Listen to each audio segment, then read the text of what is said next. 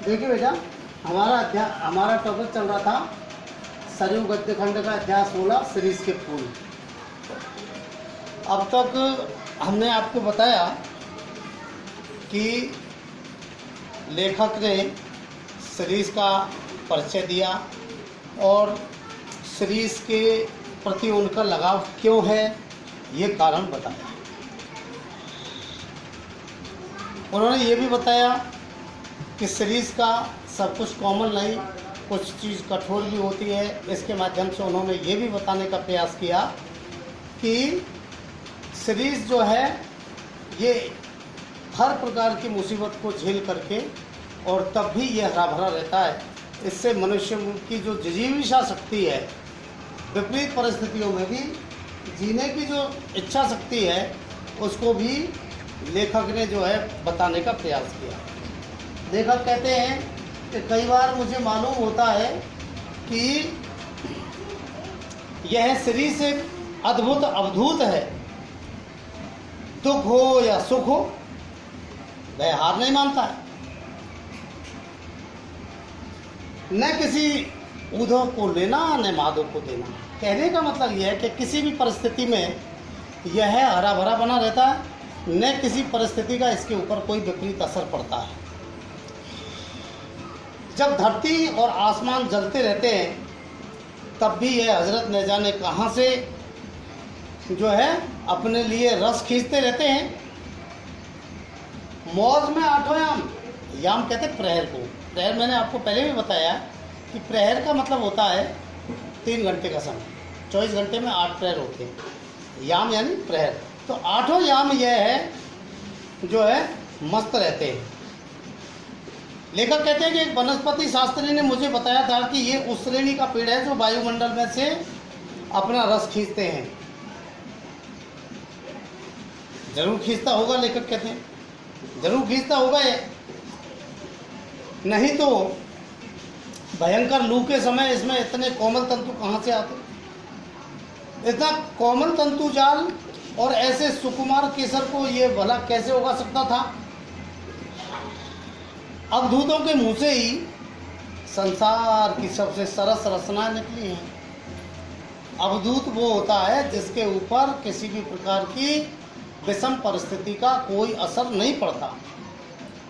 अब लेखक ने उसके लिए एग्जाम्पल दिए।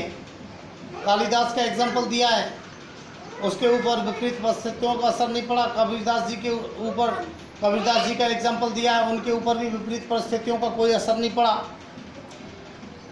तो कबीर बहुत कुछ इस शिरीष के समान ही थे,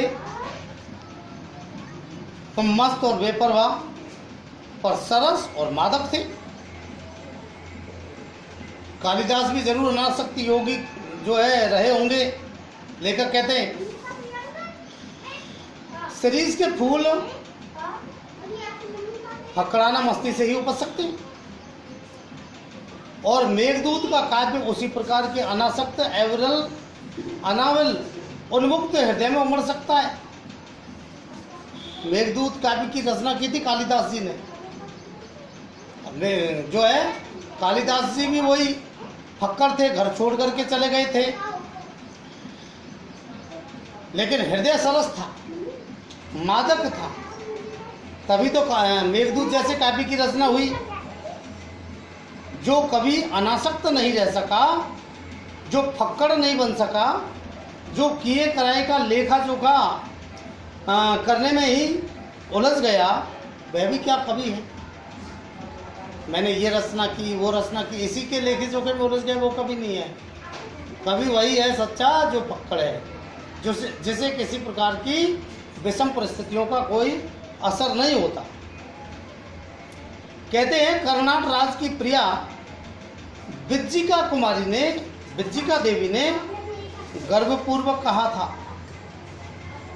क्या कहा था कि एक कवि ब्रह्मा थे। पहले कवि कौन थे? ब्रह्मा जी, जिन्होंने सृष्टि की रचना की, और दूसरे वाल्मीकि, और तीसरे व्यास जी, वेद व्यास जी। महर्षि वाल्मीकि ने रामायण की रचना की, वेद व्यास जी ने महाभारत की रचना की, श्रीमद् भगवत गीता की रचना की। एक ने वेदों को दिया, दूसरे ने रामायण को और तीसरे ने महाभारत को। इनके अतिरिक्त यदि कोई कवि होने का दावा करता है तो कर्नाट राज की जो है रानी, मैं उसके सिर पर अपना बायां चरण रखती हूँ। तेसाम मूर्धनि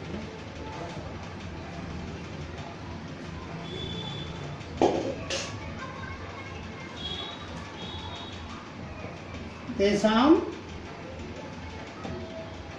मूर्धनि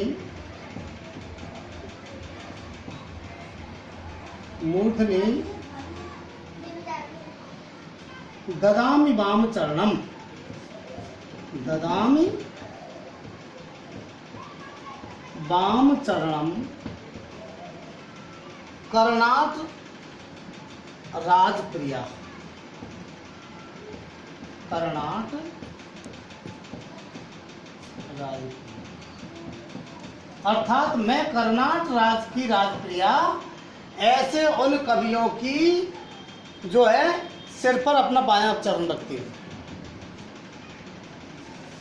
अब इसका तात्पर्य तो ये हुआ कि महर्षि ब्रह्मा जी, महर्षि वाल्मीकि और वेदव्यास जी के अलावा कोई कवि होगा ही नहीं और दुनिया में। इससे और कवियों का हौसला नहीं टूटा है। लेखक कहते हैं कि मैं जानता हूं कि इस उपलब्ध से दुनिया का कोई कवि हारा नहीं है, पर इसका मतलब यह नहीं है कि कोई लजाए नहीं तो उसे डांटा भी न जाए, कोई लजाए नहीं तो उसे डांटा भी न जाए।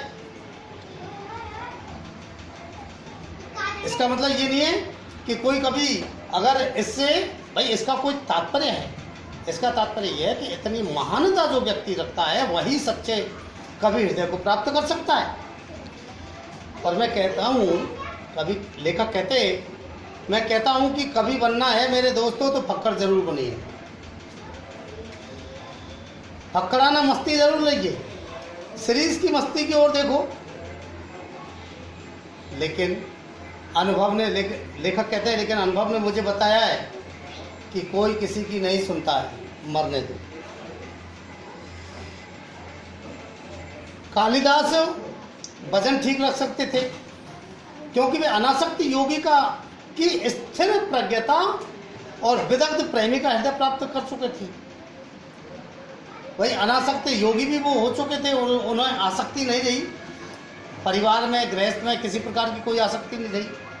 इसके अलावा वो जो है विदग्ध प्रेमी का हृदय भी प्राप्त कर चुके थे। कारण उसका क्या है, उसकी घटना मैंने आपको शायद पहले भी बताई थी। विद्या देवी के साथ उनका विवाह हुआ था। विद्या देवी के साथ जो विवाह हुआ था तो विद्या देवी विदुषी महिला थी। कालिदास के बारे में कहते हैं कि पहले एक मूर्ख व्यक्ति था।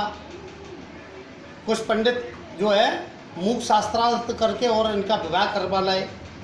बाद में वहाँ करके जब पता चला कि ये तो मूर्ख है, कहते हैं कि उनको धक्का दे दिया है, सीढ़ियों से लुढ़कते हुए और नीचे जाकर सरस्वती का मंदिर था सामने, जीभ कट गई उनकी और खून के छींटे उछट करके और सरस्वती के वहाँ लग गए। उन्होंने, सरस्वती ने प्रसन्न होकर कहा कौन, उन्होंने कहा समझा कि किसने धक्का दिया, कि विद्या विद्या, कि तथास्तु ऐसा ही हो। उसके बाद में उनको विद्या प्राप्त हुई, वो घर छोड़ करके चले गए। ये जो जैसा भी है ऐसा कहते हैं। तो इस प्रकार से उनके हृदय में बड़ी जलन हुई, उनके जो है कि मेरे हृदय के प्रेम को नहीं समझा, तो विदग्ध हृदय के विदग्ध प्रेमी का हृदय भी पा चुके थे। कवि होने से क्या होता है, लेखक कहते हैं मैं भी छंद बना लेता हूँ, कुछ तुक भी जोड़ लेता हूँ, और कालिदास भी छंद बना लेते, तुक भी जोड़ ही सकते होंगे, इसलिए हम दोनों एक श्रेणी में नहीं हो सकते। लेखक कहते हैं पुराने सहृदय ने किसी ऐसे ही दावेदार को फटकारते हुए कहा है, वयमपि कवयः कवयः, वयमपि वयमपि कवयः कवयः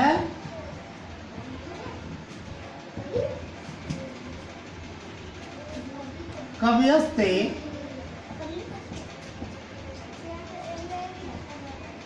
कालिदासाभ्यां कालिदासाभ्यां